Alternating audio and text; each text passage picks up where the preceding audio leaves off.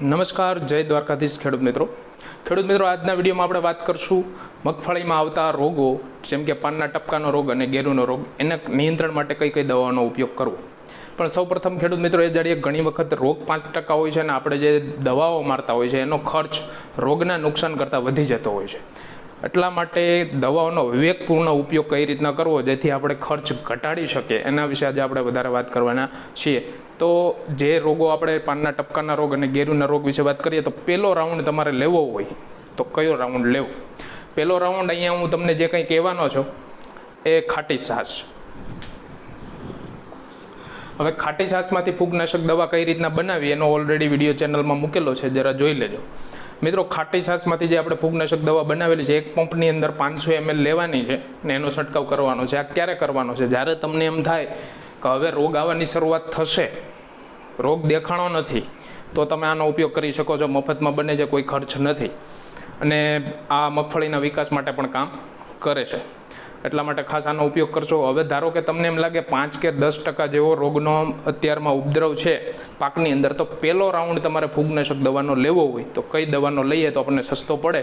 તો પહેલો રાઉન્ડ તમારે લેવાનો છે કાર્બનડેઝિમ 12%, મેન્કોઝેબ 63%, વેટેબલ પાવડર. આ મિત્રો એક પંપની અંદર 50 ગ્રામ લેવાનું છે ને એક પંપ આપણને 40 થી 50 રૂપિયાનો પડશે.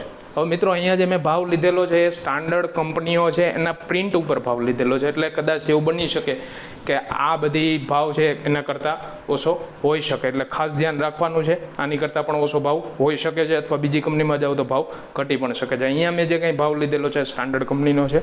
એટલે પહેલી દવાની વાત કરીએ તો એક પંપ 40 થી 50 રૂપિયાનો થશે. બીજો ધારો કે પહેલા રાઉન્ડમાં તમારે બીજી કોઈ દવા મારવી તો ટેબ્યુકોનાઝોલ 6.7%, કપ્ટાન 26.9%, એસસી 25 ml પંપમાં નાખી ને એનો છંટકાવ કરી શકો છો. આ અથવામાં દવા છે, પહેલી મારો અથવા બીજી પણ મારી શકો છો. એ પંપ પણ આપણને 40 થી 50 રૂપિયાનો થવાનો છે. ખેડૂત મિત્રો અહીંયા તમે ખાસ ધ્યાન રાખજો, મેં ટેબ્યુકોનાઝોલ છે ને શરૂઆતમાં લીધેલું છે. શા માટે શરૂઆતમાં લીધું? તો ટેબ્યુકોનાઝોલથી ઘણી વખત આપણે પાછલા ગાળામાં મારતા હોઈએ તો એની અસર લાંબો ટાઈમ સુધી રહેતી હોય છે, જેના લીધે પાલો આપણે ઢોરને ખવડાવતા હોય તો એની અંદર પણ આડઅસર જોવા મળે છે. એટલે ખાસ કરીને જે ખેડૂત મિત્રો ટેબ્યુકોનાઝોલનો ઉપયોગ કરતા હોય ને શરૂઆતના સ્ટેજમાં ઉપયોગ કરવો વાંધો નથી. પાછલા સ્ટેજમાં જ્યારે તમે ઉપયોગ કરો છો તો ખાસ ધ્યાન રાખવાનું છે, એ ઉપયોગ ટાળવાનો છે.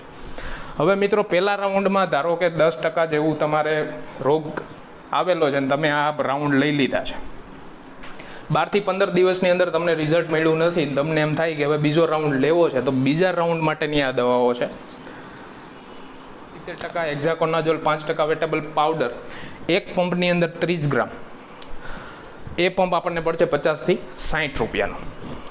આ સિવાય અથવામાં તમારે કોઈ બીજી દવા મારવી હોય તો પ્રોપેકોનાઝોલ 25% ઈસી, એક પંપની અંદર 30 ml લેવાનું છે ને એ પંપ આપણને પડશે 60 થી 45 રૂપિયા.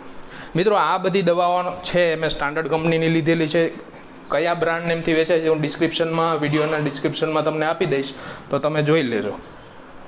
આ સિવાય ત્રીજા રાઉન્ડની વાત કરીએ, ત્રીજો રાઉન્ડ ખેડૂત મિત્રો ક્યારે લેવાનો છે? જ્યારે બંને રાઉન્ડમાંથી કંટ્રોલ થતો નથી, ઉપદ્રવ બહુ વધારે છે, ત્યારે તમારે ત્રીજો રાઉન્ડ લેવાનો છે, બાકી લેવાનો થતો નથી. બાકી શરૂઆતના સ્ટેજમાં મેં તમને કીધું એમ ખાટી છાશનો ઉપયોગ કરશો, રોગ આવતો નથી તો કોઈ પ્રશ્ન નથી. છતાં આવે છે તો પહેલો રાઉન્ડ સસ્તો રાઉન્ડ છે આપણે લેવાનો છે. એનાથી કંટ્રોલ ના થાય તો એનાથી થોડોક મોંઘો રાઉન્ડ છે એ લેવાનો છે. ને આ જે છેલ્લો રાઉન્ડ છે બહુ વધારે અતિશય હોય, કંટ્રોલ થઈ શકે એમ નથી, ત્યારે જ લેવાનો છે. એની અંદર એઝોક્સિસ્ટ્રોબિન 18.2%, ડાયફેનકોનાઝોલ 11.4%, એક પંપની અંદર 20 ml લેવાનું છે ને એ પંપ આપણને તૈયાર થશે 90 થી 100 રૂપિયામાં. આ સિવાય મેટારાઇઝર 55%, પાયરોક્લોસ્ટ્રોબિન 5%, એક પંપની અંદર 50 ગ્રામ ને એ પંપ આપણને તૈયાર થશે 150 થી 160 રૂપિયા. ખેડૂત મિત્રો અહીંયા મેં બે ઓપ્શન આપેલા છે, એટલે ખાસ ધ્યાન રાખજો, બેમાંથી એક દવા ઉપયોગ કરવાની છે, બંને ઉપયોગ કરવાની નથી. બીજી વસ્તુ, અહીંયા મેં જેટલી દવાઓ લીધી છે એમાં કોમ્બિનેશન ઉપયોગ કરેલા છે.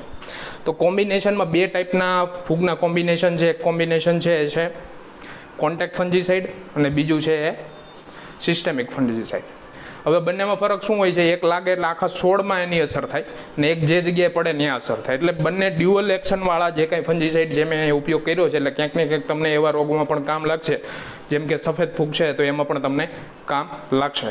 તો આશા રાખું છું કે તમને વિડીયો પસંદ આવ્યો હશે. તો એટલું કહી વિરામ આપું છું. જય જવાન જય